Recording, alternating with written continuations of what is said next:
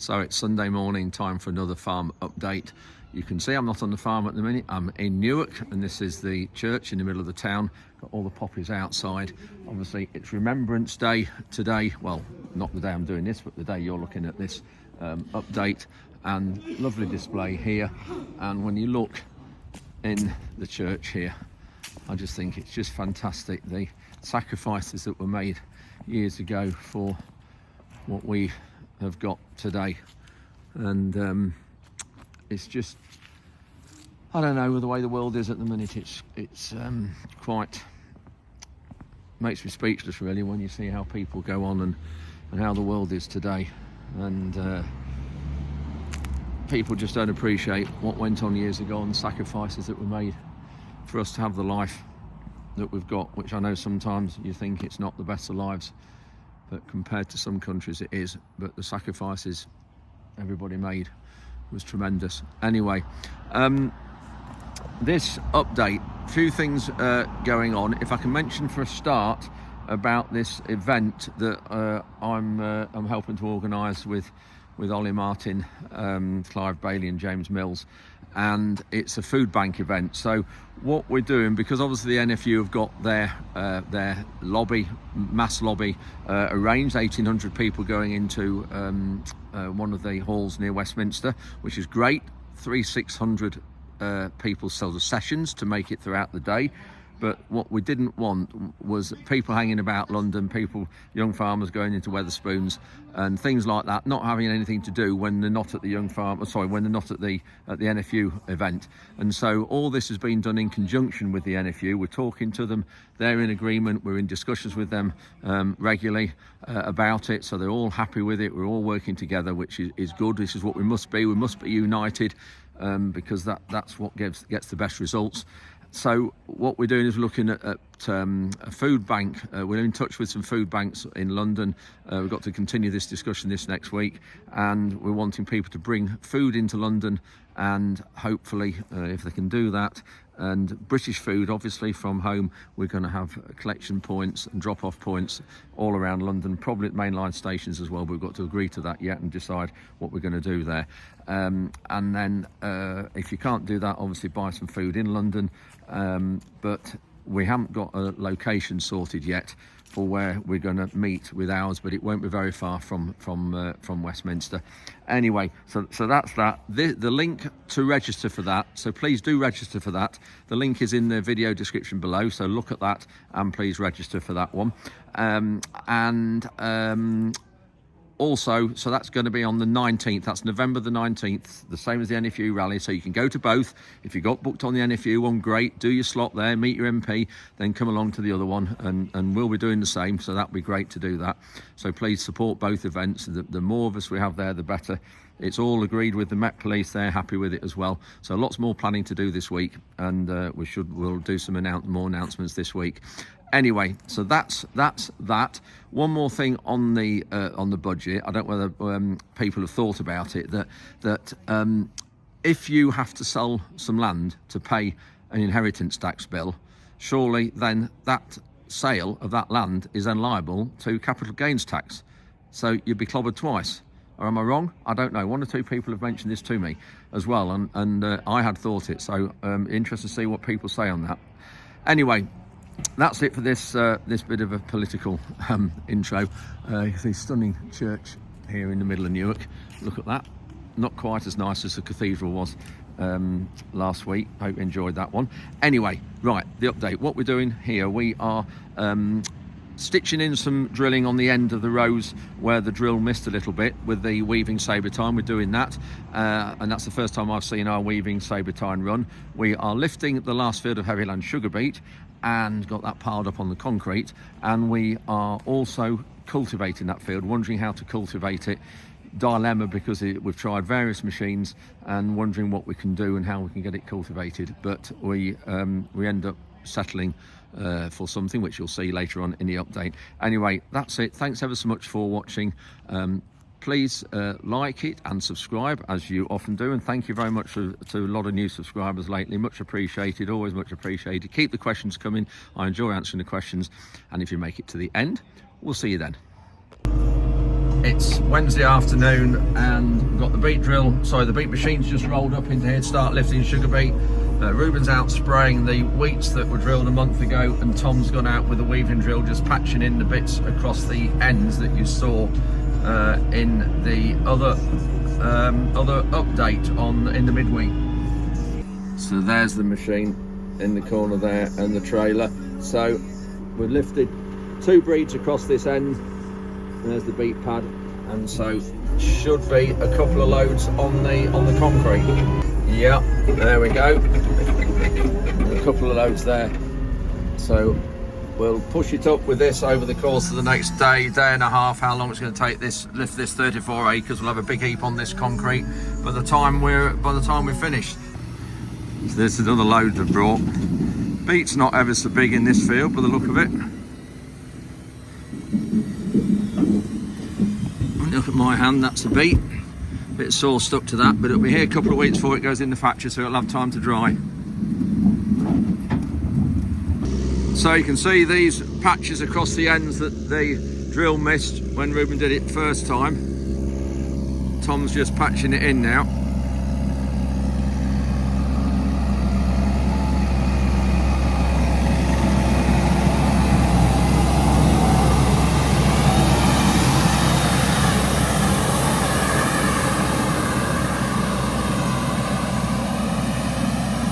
I think we need a bit more pressure on those back harrows.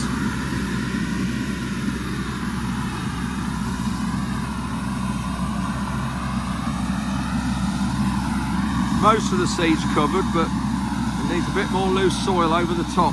There you see there's a slot there. Slugs will get into that. We've just moved the linkage on the harrows to put them in a bit deeper. That goes there.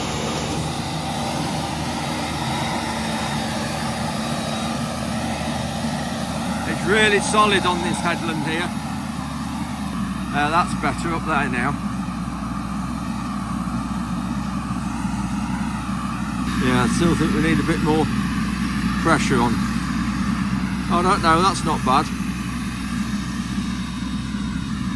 Not much seed out there. Little bit there.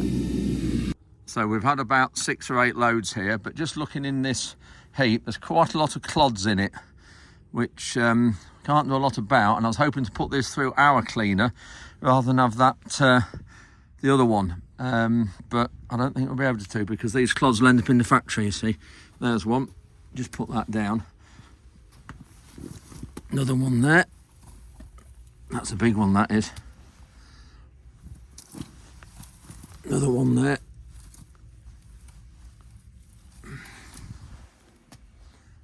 Not quite sure where these are. There's a lot in here, not sure where these are coming from. If I can get up there, and there's another 1 or 2 there. Another one there. Another one up there. Not quite sure where these are coming from in the machine. But straight away, if those go in the factory, we'll get heavily penalised. We've got a good heap of beet here now. Not too many acres left to do. Pushing it up like this, it means the heat heats up a little bit in it, and then any soil, it dries out better, and any soil in there will shell off when we put it through the cleaner loader. And that's one of the smaller grain pushers that we use.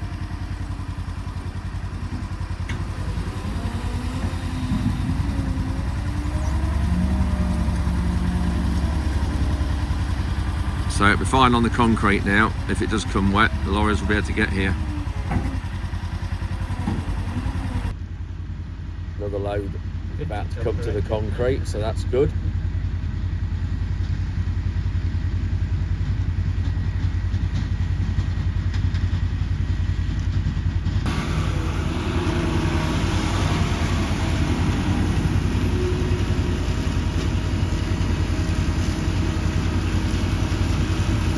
Sugar beet this side going up that elevation and dropping into the tank, and then that corkscrew in the top of the tank there is what levels the sugar beet out when the tank's nearly full.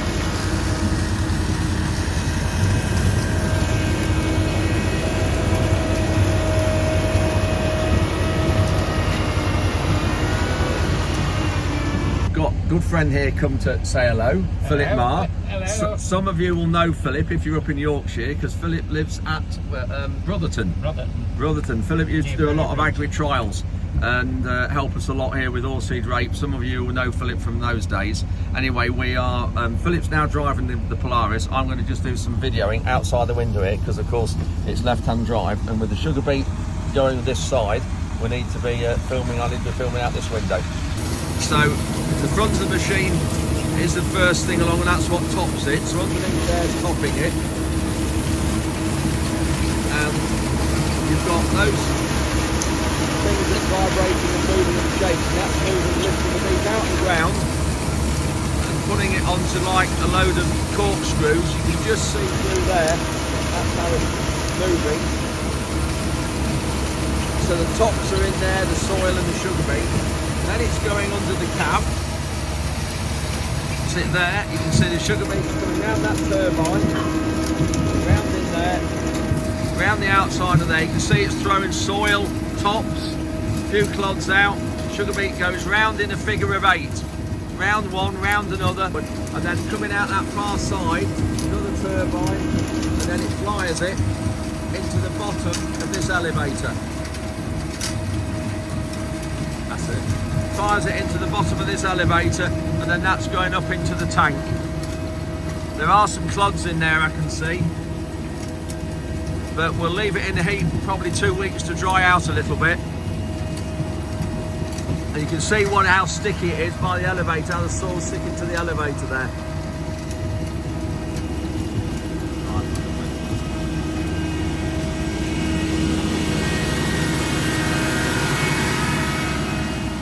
So you can see here the machine crabbing, but that's good because it keeps the wheels all in different places. So one wheel doesn't follow another. Look at that. So when it's really wet, you're not compacting the ground and making a mess of the soil. So I've just brought Phil up to the heath to look at the cereal site, and we've driven right through the middle of it just now, because Phil hasn't seen it before. And I must admit, it's really impressive when you look at all the crop plots here. So we'll have a full look at this maybe next week when Jonathan's here, and we'll pick a brighter day rather than this overcast day. I'm on the beet heap here where all the bales are, and Paul's still got a few loads to collect. Just going to show you this, what we've done. If you remember, I said a week or two ago that the weather has really affected the top bales a lot more than normal, and some of the bottom bales as well. So what we've done, we've laid them on the end, so the areas that were wet, and you can see here by this bale, you've got that there is good straw, and from about there, this way, that's where how deep the water's gone in. So it is dry, you can see the wind's blowing through it now, so it is drying it, and it will mix in, it'll be fine. This one, see some fungi started to grow just there, but it'll be all right, it'll all mix in. But it's staggering how the straw there, you've got half the bale, nearly, it is half, is deteriorated, and then the bottom half is all right. And obviously that would have been turned round so that will have been on the top of the stack. But it'll be all right, drying, nice bit of breeze through it, it'll be drying out. And then when they put it through these straw blowers in the cattle yards, it will mix in with these bales that are mixture will mix in with the good bales. So and because they're dry like this now, we haven't had any rain for a few weeks, they'll mix in fine. And actually, while I'm here, this barley straw, some of that, there's more than one load there, probably 2 or 3 loads still. Charlotte Ashley from Yorkshire, or nearly Yorkshire, North Yorkshire, Cumbria, Charlotte and Roy, they're having some of this straw as well, so they're probably going to come. We're going to get maybe a load, maybe next week, we'll see, but we'll let you know on that. And Charlotte's going to come up as well, do a little bit of videoing and see where her straws comes from. So I'm just walking across the field that's got the poultry unit in, just down the road from the farm. You can see the shed's being built down there, and Ruben's just spraying this. We've got a lot of black grass weeds in it that we need them spraying off before Tom solos it, and it's only just goable, I think. It's starting to get damp, so we put some additive in with the glyphosate to help it and give it the best chance we can. So I'll just turn the camera around, but it's getting a bit dark. When I flick the camera around, I'm not sure whether you can see much. So there, you see Ruben spraying the blue boom lights, showing up the sprayer treat, so you can see from the cab if there's any blocked nozzles. We're putting on 5 litres of glyphosate here, so that's maximum strength. Well, those boom lights do a cracking job. 5 litres of glyphosate, a bit of water conditioner to lower the pH of the water, and then also some Cantor, which is another additive that sort of evens out spray drops and just makes the application process better. But I'm not sure whether you can see the weeds. There we go, I've got the lights on here. I can see these are obviously groundsel, broadleaf weeds, black grass. You can see grass weeds there, that's black grass. And so here we go, thistles there, so they need maximum strength glyphosate. Quite a few dotted around here, and then quite a lot of black grass. That's black grass there.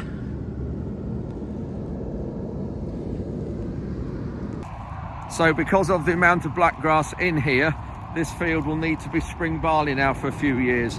So before this field was sold, it wasn't ours. We were farming it for about 10 or 12 years. It belonged to Leadenham Estate, and one of the tenants there, so the Leadenham Estate, took it back, and they sold the field to a developer, and they got planning permission for chicken sheds on it, poultry sheds. It was bought, and then it's now been developed, and then the remainder of the field we're now sort of renting it, contract farming it, call it what you like. So because it hadn't had a crop in it for 2 or 3 years, the black grass is allowed to seed, and it just shows when we last had this field there was absolutely no black grass in it at all. We cleared it up completely, and then within 3 years it's gone from no black grass to the amount we've got. And so we need to, because obviously it's seeded, so what we need to do now is to have it spring barley for a number of years. Obviously we'll work it earlier than it's normal, but because there's been soil down this side where this fence is, we haven't been able to get in to do it. There's still a little heap down there, but normally we'd solo this and leave this for the spring and get it worked in September when it's bone dry. So this one isn't going to be ideal when we solo it. Tom and I here are just having a look at this beet field that's just been lifted, deciding whether we can do anything with it. So Tom's just digging a hole on the headland, and we've just dug a hole somewhere here. We're just looking at what we do with it, because it's not as wet on top as we thought. So that's the hole we've dug, or rather Tom's dug, and when you look at the soil, it's not wet, but I think we might have to do something with this. And when you look at it out here, there, and I think we could run something across this at an angle, maybe, and then drill it with the weaving sabre tine. We'll just have a look. You can see the headland here is all compacted with the trailers, or trailer going back to the beet heap there. Trouble is, it's getting grip on here as well, because it's just all the greasy beet tops. No loose soil to grip on.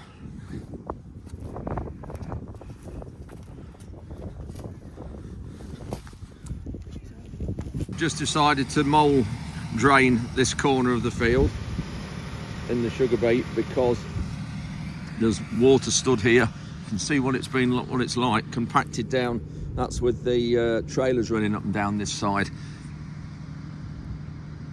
So Tom's backed into the beck up there that Barry's done.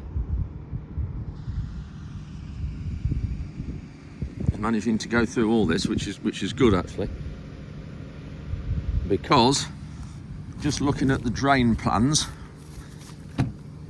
that there is the drainage plan. So that there in the corner is the sugar beet pad in the corner of the field there. So Tom's going up and down now here. So Tom's about here somewhere. So that's the main drain. So all these are what we call laterals. They're drained into that main drain that goes down there, and it actually goes under the beet pad, under the concrete beet pad. Then there's these laterals this way, the red ones are drained into that main there, and it comes out here behind me, comes underneath here and through there. And then this end of the field comes out there, and it will come out just up here. And then that there is the beck that Barry did out last winter, which is that area just up here. We'll just have a look at that. We're going quite deep. We're going 21, 22 inches deep, so that goes through the gravel, which we have above every drain. Oh, actually, if anybody who hasn't seen the update, so update 277 explains how we mould drain, why we do it, how it works, right in detail, and I've got some drawings and sketches on a whiteboard as well. So if you're interested at how it works on what Tom's doing at the minute, go back and look at update 277. Here is, I'm just walking up now, got stewardship area just here, and this is the beck that Barry did out. Took a lot out of this last winter, you can see here, and then we've mown the banks, but Tom's backed into here, over into the beck. In fact, I'll just turn the camera around and you can just see here what he's done. So here's the mole here, and backed over the dike there, you can just see it starting just there. And so any water, because it slopes down from up there, it slopes down this way, water will run down here and run out into the beck. And then any water runs the other way, as it passes over these drains here, it will pop into the gravel and down into the drains and away. Put those in. And DMJ Drainage from near Boston, Carrington, they're the ones that do our drainage work. There's the details. Anybody who wants some draining doing. Tom will lift out in a minute here.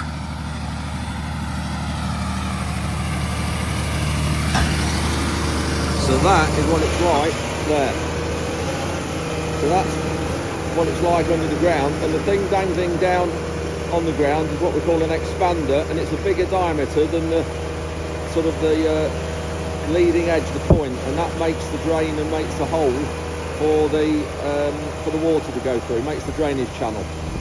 See here is backing over the bank, over the dike here. And that's purely for an outlet, so the water will come out there. You can see that. That is now about a good 20-22 inches down. We have the disc there. It actually wants lowering a bit now it's softened. The disc there is to cut through the trash and the rubbish and stop the lake dragging it. But when it was really hard and dry in the summer, we had to lift it up because it was stopping the machine going in the ground. So now you see on that bracket there, it wants dropping, which means the disc will cut a bit deeper hole, deeper slot, and you won't get that rubbish hanging around the leg like that.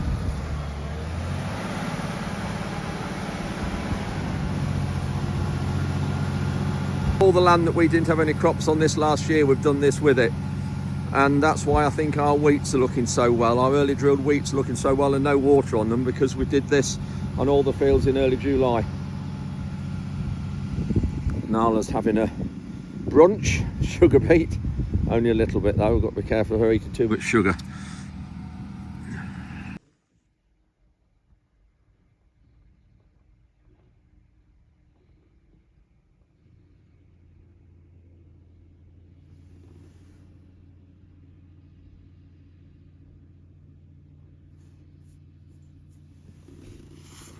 Tom's just going along here and just putting some moles in on this area that was wet this last winter. This is this video I'm just overlaying now. Just shows you all the water we had stood here, so hopefully this will just stop that. All this water at this end of the field. We can just look at the weather station in a minute, so you can see what we've had in the last day. You can see it all running off the field here.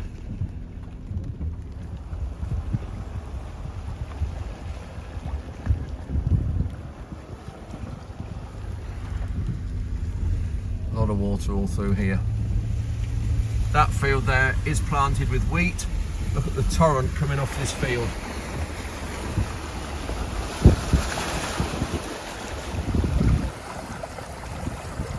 Some of you will recognise where we are. There's a heap of tarmac road planings here. The water coming off this field. This is all cultivated, ready for sugar beet this next year. Astonishing, never seen water like this before. Takes a bit of doing backing up here to the lane, but there's a main drain goes along this lane side, along sort of this direction, and so what Tom's doing now will be actually going through it, so it will do a bit of good. We're now trying to work this beet field. We've got the Elita on, the low disturbance subsoiler. We're taking 2 legs off the outside. There's been one in there, one off the other side. It's not really doing what we want, I don't think. It's not too bad.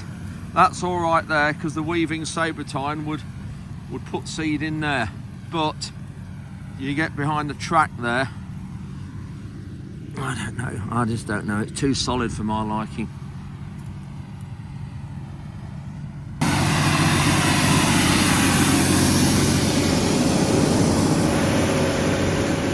My only trouble is we're not creating enough tilt as such. I think the free flow drill wants maybe to become here now. The weaving drill, it won't do this, it's too sort of hard. So difficult. I've just picked a box up from the gate, the postman's dropped off, and looking at the address here, it's come from Water Lane Farm, Tarbuck, which I think is Ollie's. And I do suspect, I know, if I can open this one-handed, I do suspect I know what this might be. It certainly is. It is, thank you, Ollie. It is a drill sock, or seed sock as they're called. Thank you, Ollie, that's fantastic. We'll get this sorted, get it opened up, and then we'll use it when we have the emptying the sabrotine, the weaving sabrotine drill. Really, really good. Some of you have seen in Ollie's videos how he uses them, but this will be really useful. Thanks, Ollie. We're just trying to solo in here now, but there's an awful lot of squeaking noises coming from the DD roller. Can you hear that? And I just wonder whether the bearing's going, which they do quite regularly. There's a bearing under that pillar where those U-clamps are, and then there's another one through under there as well, holding the roller onto the axle. We've got it slabbing it, but this is the thing with this, so we haven't really got anything else. We're just looking to see whether, I think a top down that we tried would do a lot better job. We've been seeing if we can get one.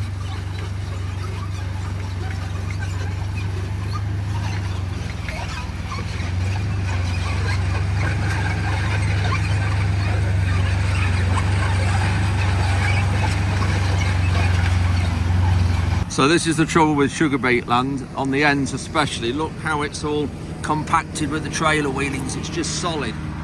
If we ploughed it, neighbours ploughed some just up the road and it's shiny and livery as anything. I'll just show you the legs here that's in the ground.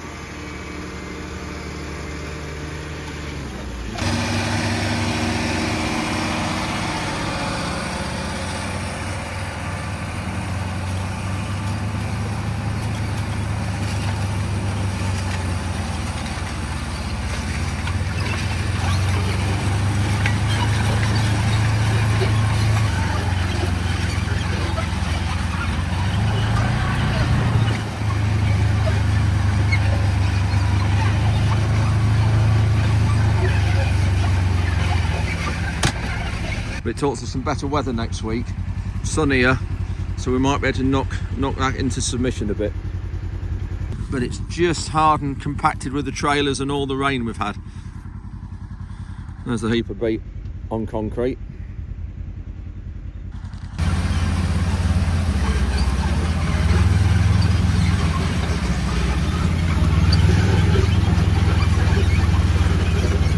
So that's it for this Sunday's update. Thank you very much for watching, and we'll see you midweek as always.